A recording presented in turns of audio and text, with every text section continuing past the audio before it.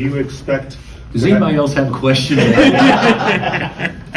Hey, Just to try to make you happy and do it differently, do you expect maybe an expanded roster this week or next week? Do you know yet what that's going to look like? Is everybody healthy? How are the guys? well, we're recruiting, trying to get an international guy this week, so he could come in and help us. No, we're not going to have Darryn in Vegas.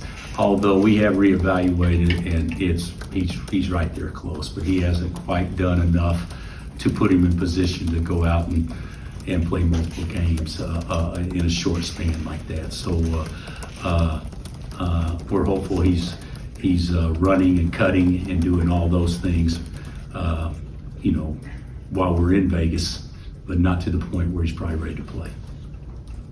Bill, do you get a sense that your guys get what this tournament is? It's so new, and it's I don't obviously a think new so. format.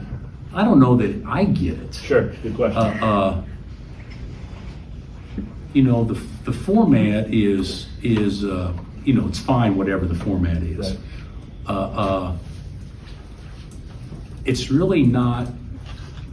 Is it in 3-team pods? Is it in 4-team pods? I don't really know, because I don't think it is. And then the 2 games are determined by win-loss and point differential, if I'm not mistaken. So we want to win. We want to play well. We want to put ourselves in the best position. But the biggest thing is, to me, this is a 3-game tournament, and we're going to try to win 3 games.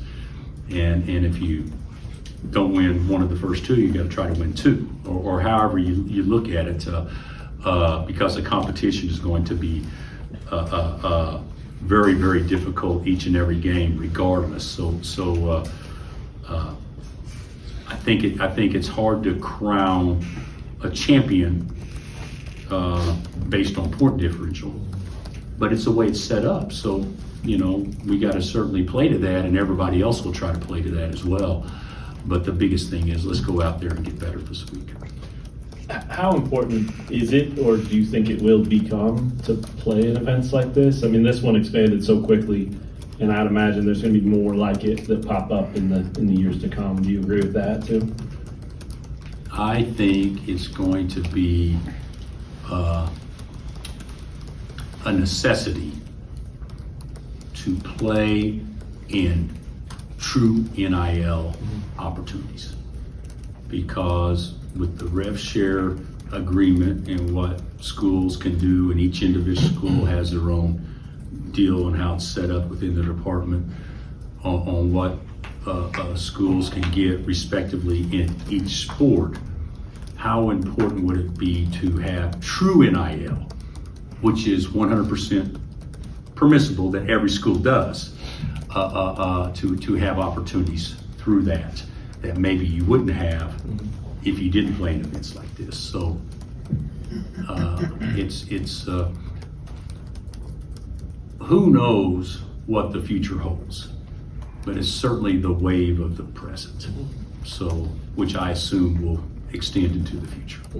Kind of related to that, I guess, the payouts the players come from doing NIL activities while they're there, I guess. Do you know what kinds of things? I don't know. Okay. Yeah. That would be a question for somebody else. But yeah, they've got to do some things, and they've already done some things here on campus, so that they can utilize already in place there, or already utilizing. But Henry, I don't know exactly what those things are. Okay, and then you mentioned on Tuesday the possibility for MTE to help with team bonding. I guess, what in your experience makes one serve as a good team bonding experience, or how can you guys facilitate that during your time in Vegas? Well, I really don't think where you're at has a lot to do with it. Maui's hard to beat if you're going to hang out, but Vegas is a fun place too. But what I'm talking about, 3 games it could be 4 days, but 3 games in 3 days where you spend all your time with each other. And if you're not playing or practicing, you're in the film room with each other, and you're talking about certain things and making adjustments, and it's kind of just us. Even though families will be there, the opportunity to spend time with families isn't going to be prevalent, Monday, Tuesday, or Wednesday. It'll be maybe a little bit before, and maybe on Thursday. Well, we'll probably come back immediately after the game, whenever our last game is. But the bottom line is, it's just us, and I think those things are good. How do you prepare? You got a haircut. Thanks. Good. But how do you prepare for the scout for Notre Dame and Syracuse, knowing you're going to play both, one in front of the other, as opposed to a tournament where you don't know? I think that's a good question. So both scouts are done. So what we have done is we practiced twice yesterday. We practiced twice today. All right. We'll be off tomorrow and travel, and then practice on Sunday. So tonight's practice will probably be exactly on probably both of those teams a little bit, because we got through a lot of stuff that we want to do with us today. And then Sunday would be strictly Notre Dame, and then play Notre Dame on Monday, and then Tuesday be some carryover based on what we do tonight.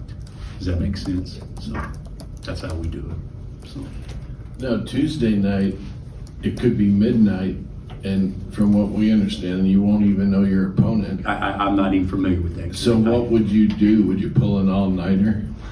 I mean, they could be telling you on Tuesday that your game is coming up at noon Wednesday. I guess they could. But we're just gonna roll with it. Let's play good on Monday and Tuesday and roll with it on Wednesday, see what happens. I mean, it's kind of like going on a trip to New York, and you get to the airport and the airports are closed.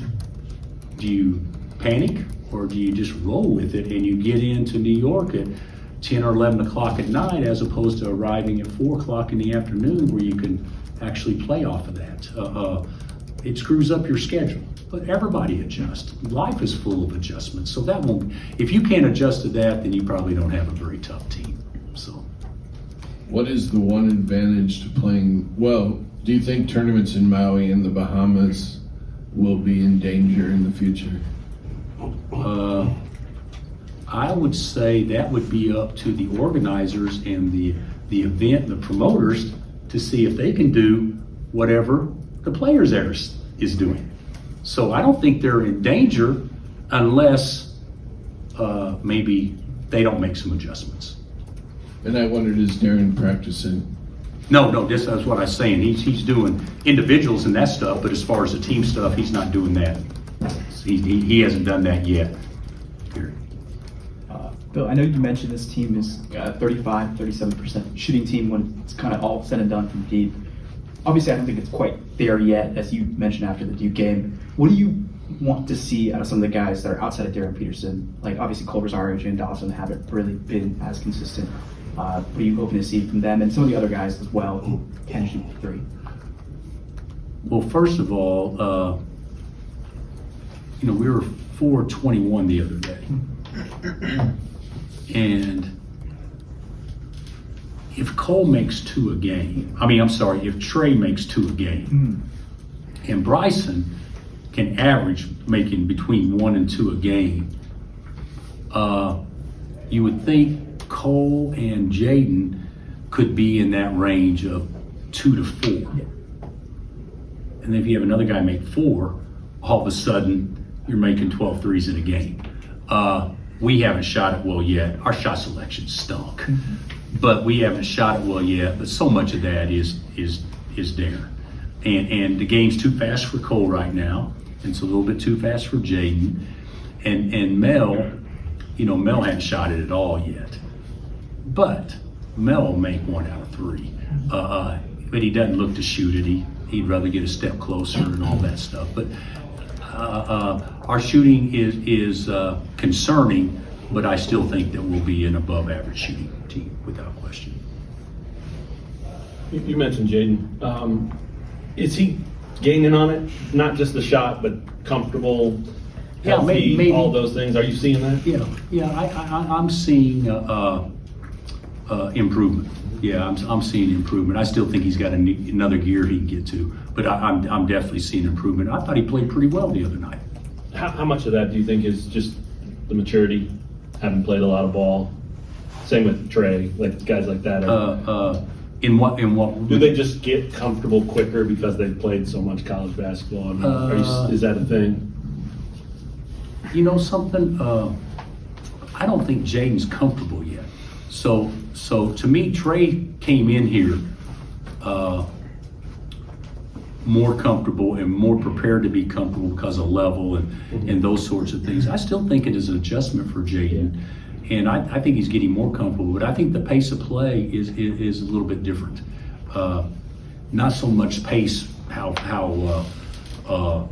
quick you shoot it, but pace as far as physicality and the guy in front of you being a little bit quicker. You know, when you're playing against Duke and Carolina, I think that's a little bit different. What have you thought about Bryson in the starting lineup, playing with Flory and having Trey at the 3? I think that's our best team when you talk about talent. Now, when Darryn gets back, then you could say, okay, what does that do? But I think right now that gives us the best chance. And depth-wise then in the front court, how important is smart fouling decisions for guys like Bryson and Flory? It's not only smart fouling decisions, it's learning how to play without fouling, and it's the perimeter being able to guard your man so you don't put the big man in harm's way where they could actually pick up cheap fouls because you broke down. So I think we can get better at both of those, but it's both important. They're both important. Notre Dame's top 2 players, you've probably seen them on tape a lot. The guard scores as good as anybody in the country. The big rebounder. What do you think of those 2 guys? Well, those 2 guys, yeah. And coach's son, scores the ball too. So I think they've got 2 really good perimeter scorers, and they got a big guy that looks like could be a tight end type or a defensive end type in the NFL. He's a strong, powerful dude and a great screener and a great rebounder. So yeah, they've got nice personnel. There's no doubt about that. Do you have any memories of playing Notre Dame as a player, and what do you think of the renewal of this? They haven't played since the 80s. What, Kansas and Notre Dame? Danny Manning had a big game.